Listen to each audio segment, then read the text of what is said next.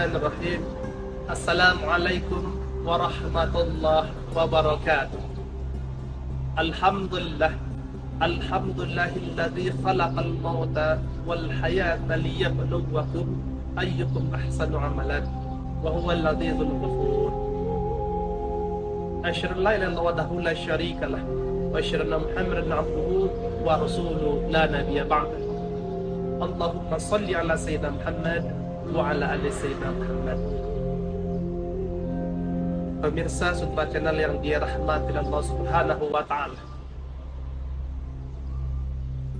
Hidup ini adalah tempat di mana kita diuji. Hidup ini adalah tempat di mana kita melaksanakan perbuatan-perbuatan baik yang nantinya akan dihisab, akan dihitung segala perbuatan yang kita lakukan. Inna lillahi wa inna ilaihi raji'un. Sesungguhnya kita datang dari Allah Subhanahu wa taala dan akan kembali kepada Allah Subhanahu wa taala. Kalau kita perhatikan kalimat ini, datang dari Allah Subhanahu wa taala dan kembali kepada Allah Subhanahu wa taala. Hari ini kita telah datang dari Allah Subhanahu wa taala. Dan kita akan memasuki fase yang kedua, akan kembali kepada Allah Subhanahu wa taala. Pertanyaannya kemudian adalah, persiapan apa yang kita bawa menghadap Allah Subhanahu wa taala? Kadangkala banyak perbuatan-perbuatan kita yang kita lakukan sehari-hari ketika berhubungan dengan Allah Subhanahu wa taala ataupun disebut dengan hablum minallah. Banyak perintah-perintah Allah yang kita tinggalkan. Banyak larangan-larangan Allah yang kita lakukan.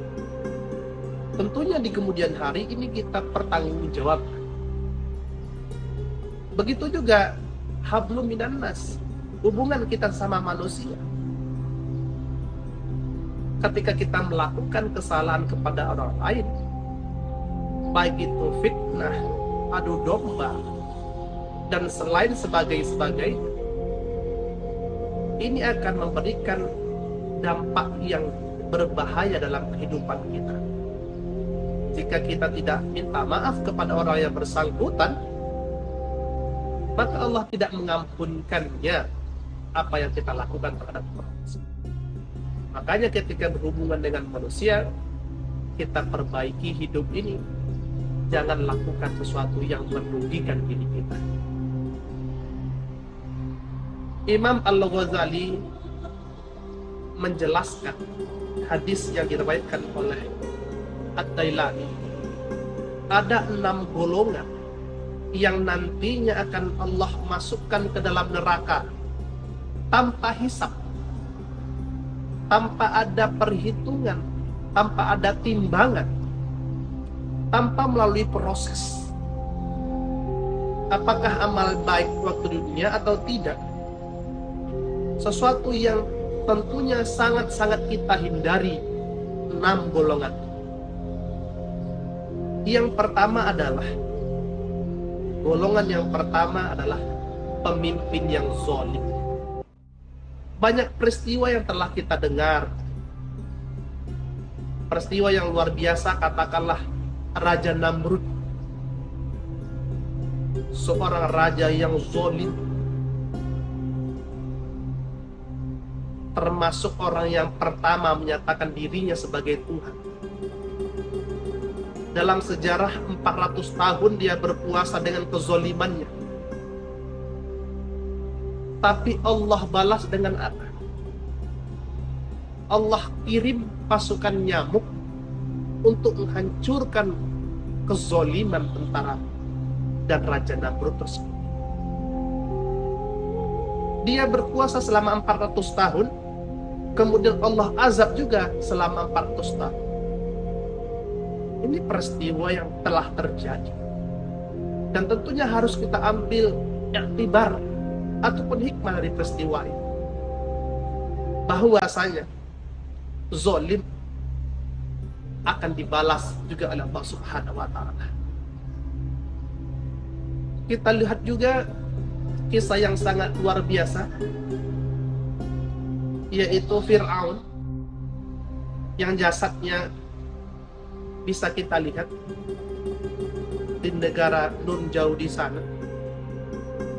Peristiwa yang luar biasa juga, raja yang zalim mengaku diri sebagai Tuhan. Akhirnya Allah musnahkan dan Allah abadikan kisah ini dalam Al-Quran. Terus bagaimana dalam keadaan sekarang? Kalau ada pemimpin-pemimpin yang zalim seperti itu, maka Allah tidak akan hisab amal perbuatan kebaikannya, melainkan Allah langsung masukkan ke dalam nerakanya. Bagaimana kita mengetahui ciri-ciri pemimpin yang zalim? Dalam Islam dijelaskan, pertama adalah ciri-cirinya adalah pemimpin itu sesat. Pemimpin yang tidak punya pondasi agama, pemimpin yang mengarahkan sesuatu yang tidak berdasarkan ketentuan Allah Subhanahu wa taala, melanggar ketentuan syariat yang dibawa Nabi Muhammad SAW. Pemimpin yang sesat ini adalah pemimpin yang ditakuti oleh Rasulullah Muhammad SAW. Rasulullah pernah bersabda, "Inni la akhafu ala ummati illal a'immah mudallin." Artinya, Rasulullah katakan, aku tidak takut ujian yang menimpa umatku, kecuali ujian itu berbentuk pemimpin yang sesat. Artinya, kalaulah pemimpinnya yang sesat, maka ia akan bisa menyesatkan rakyatnya. Inilah sesuatu yang paling luar biasa. Ciri-ciri pertama pemimpin zalim itu, dia adalah sesat. Ciri-ciri pemimpin zalim itu adalah jahil terhadap agama ataupun benci terhadap ajaran agama. Kalau ada pemimpin yang tidak suka mendengarkan azan, mendengarkan lantunan ayat suci Al-Quran, berarti salah satu cirinya termasuklah pemimpin zalim. Pemimpin yang tidak mengetahui tentang agama, pemimpin yang tidak mengerti tentang menjalankan syariat Islam, tentu ini adalah ciri-ciri pemimpin yang zalim. Rasulullah Muhammad SAW pernah bersabda kepada Ka'ab. Apa kata Rasulullah? Aku bermohon kepada Allah Subhanahu wa taala agar kamu terlindungi daripada pemimpin yang jahil ataupun bodoh, ataupun orang yang benci daripada ajaran agama. Yang ketiga adalah pemimpin yang menolak kebenaran dan cenderung ataupun gandrung kepada kemungkaran. Keempat, pemimpin yang menekan rakyatnya, yang menakut-nakuti rakyatnya, yang mengancam rakyatnya. Yang kelima adalah pemimpin yang mengangkat pembantu-pembantunya yang jahat, yang menolak terhadap syariat Islam. Yang keenam adalah pemimpin yang diktator, pemimpin yang semena-mena, tirani, seperti yang disampaikan hadis Rasulullah Muhammad SAW, inna saral ulatil khutamah, dan seburuk-buruknya pemimpin adalah pemimpin yang diktator. Dan yang ketujuh adalah pemimpin yang zindik, pemimpin yang pura-pura beriman, mengatasnamakan agama, menjual-jual agama, tapi ternyata dia adalah bukan orang yang beriman. Makanya kata Rasulullah Muhammad SAW, ada dua golongan nantinya yang tidak akan mendapatkan syafaat dari Rasulullah Muhammad SAW. Yang pertama adalah pemimpin yang zalim ini. Yang kedua adalah orang yang berlebih-lebihan dalam agama, kemudian ia melenceng daripada ajaran agama tersebut. Dia bikin ajaran-ajaran baru. Dia membentuk pemahaman-pemahaman baru yang keluar dari ajaran agama Islam. Dua golongan ini nanti tidak akan mendapatkan syafaat. Inilah salah satu ataupun 7 ciri-ciri pemimpin yang zalim. Kalaulah terdapat di antara 7 ini. Hari ini pemimpin apapun di dunia ini, kalaulah ada dari kategori 7 ini, maka ditakutkan nantinya ia akan dimasukkan oleh Allah Subhanahu wa Ta'ala ke dalam neraka tanpa hisab. Pemirsa Sutra Channel yang dirahmati Allah Subhanahu wa Ta'ala, itu tadi yang pertama, 6 golongan yang nantinya dia akan dimasukkan ke dalam neraka Allah Subhanahu wa Ta'ala tanpa hisab. Pemimpin yang zalim dengan ciri-cirinya. Yang kedua, siapa golongan yang akan dimasukkan ke neraka tanpa hisab? Yaitu pengusaha yang khianat atau pedagang yang curang, tidak sesuai timbangan atau merubah-rubah timbangan, merubah-rubah kualitas, menyampaikan sesuatu yang tidak benar dengan faktanya, menjual sesuatu yang tidak sesuai dengan apa yang disampaikan, itu termasuk curang. Kita lihat betapa banyak kita temukan orang yang menjual tetapi tidak sesuai dengan apa yang disampaikan dengan para yang curang. Orang yang seperti ini termasuklah kategori pedagang yang culas ataupun yang curang, yang Allah nanti masukkan ke dalam neraka Allah Subhanahu wa Ta'ala tanpa hisab. Yang ketiga adalah penguasa yang kecil, penguasa kecil yang sombong, yang angkuh. Orang yang memimpin tapi lingkungannya kecil, tapi kesombongannya luar biasa. Orang yang seperti ini tidak mendapatkan tempat di surga Allah Subhanahu wa Ta'ala. Kita ketahui bahwasanya iblis dulunya begitu taat kepada Allah Subhanahu wa Ta'ala, tetapi dengan kesombongannya Allah keluarkan dari surga. Makanya tidak ada tempat bagi orang yang sombong berada dalam surga Allah Subhanahu wa Ta'ala. Dan selanjutnya golongan yang akan dimasukkan ke dalam neraka Allah Subhanahu wa Ta'ala, kata Imam Al-Ghazali dalam kitab Minhajul Abidin, adalah fanatisme terhadap golongan. Seseorang yang terlalu fanatik terhadap golongannya,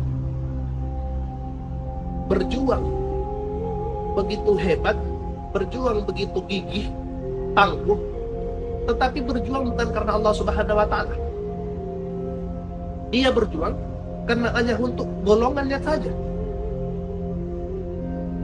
Sesuatu yang dia perjuangkannya itu atas nama golongannya, atas nama kelompoknya, bukan karena Allah Subhanahu wa Ta'ala. Kelompok yang seperti ini, fanatisme golongan seperti ini, adalah termasuk golongan yang disampaikan oleh Imam Al-Ghazali tadi. Yang kelima adalah orang awam dengan kebodohannya. Orang yang awam tidak mengetahui apa-apa, kemudian mengikuti sesuatu ajaran tanpa mendasari mempelajari ilmu. Biasanya orang awam ini fanatik juga, mengikuti apa yang cenderung menguntungkan dirinya sendiri. Misalkan ada pemahaman seperti ini, dia masuk pemahaman seperti itu. Ada lagi cara seperti dia masuk, seperti buih yang ada di lautan terombang-ambing, mengerjakan sesuatu tanpa ada ilmu, tanpa ada dasar. Artinya bisa saja orang awam ini melakukan ibadah bukan karena Allah Subhanahu wa Ta'ala, karena hanya mengikut-ikut saja. Melakukan sesuatu perbuatan amal baik bukan karena Allah Subhanahu wa Ta'ala, tapi hanya mengikut-ikut saja. Dan inilah yang dimaksud dengan orang yang awam, yang bodoh, yang tidak mau belajar ilmu agama. Yang terakhir, golongan yang disampaikan oleh Imam Al-Ghazali adalah ulama yang dengki. Ulama dalam pengertian adalah orang yang berilmu. Orang yang berilmu tapi dengki, hasad. Orang yang berilmu tapi dengki, hasad. Ada perbuatan hasad ataupun sifat hasad dalam diri. Orang yang seperti ini walaupun dia berilmu setinggi apapun, tapi kalau dia hasad, inilah termasuk golongan orang yang tanpa hisab yang Allah masukkan ke dalam neraka Allah Subhanahu wa Ta'ala. Inilah 6 golongan yang disampaikan oleh Imam Al-Ghazali. Mudah-mudahan di dalam bulan suci Ramadan ini kita selalu introspeksi diri, selalu muhasabah, memperbaiki diri kita dari perbuatan ataupun sifat-sifat yang tidak baik. Ramadan adalah sarana untuk kita bisa berbuat baik kepada Allah Subhanahu wa Ta'ala, melakukan perbuatan-perbuatan amal ibadah yang mendekatkan diri kita kepada Allah Subhanahu wa Ta'ala, agar terhindar daripada pemimpin yang zalim, pengusaha yang curang, atau pedagang yang curang, terhindar daripada pemimpin kecil tapi kesombongannya besar, terhindar lagi daripada orang yang fanatik terhadap golongannya, berjuang bukan karena Allah Subhanahu wa Ta'ala, berjuang karena golongannya. Terhindar juga daripada golongan orang yang awam, yang beribadah tanpa ilmu, dan ibadahnya itu ditujukan bukan kepada Allah Subhanahu wa Ta'ala. Terhindar juga daripada orang yang berilmu tetapi dalam dirinya ada sifat dengki. Berdoa kepada Allah Subhanahu wa Ta'ala, semoga kita selalu mendapatkan rahmat hidayah Allah Subhanahu wa Ta'ala. Demikian pembahasan kita pada kesempatan yang berbahagia ini. Semoga Allah menjadikan kita orang yang bertakwa.